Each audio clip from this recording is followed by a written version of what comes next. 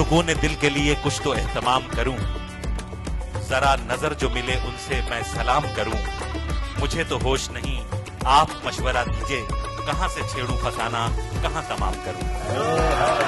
थोड़ा सा माहौल बनाना होता है, थोड़ा सा माहौल बनाना होता है, वरना किसके साथ जमाना होता है।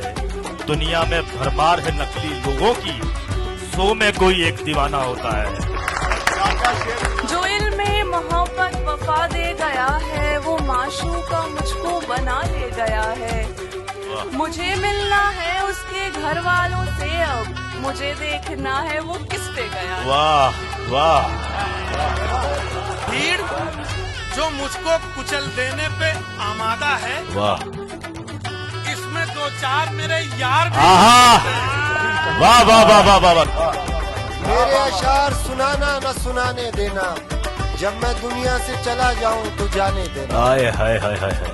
मत बताना कि बिखर जाए तो क्या होता है, नई नस्लों को नए ख्वाब सजाने देना। वाह वाह वाह।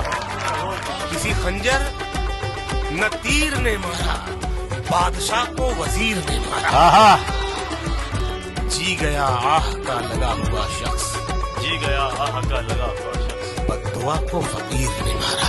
वाह, क्या बात है, वाह। आज की ये महफिल बहुत खूबसूरत रही। सब साथियों का बहुत बहुत शुक्रिया। मुझे यकीन है कि आपको ये महफिल अच्छी लगी होगी। Thank you.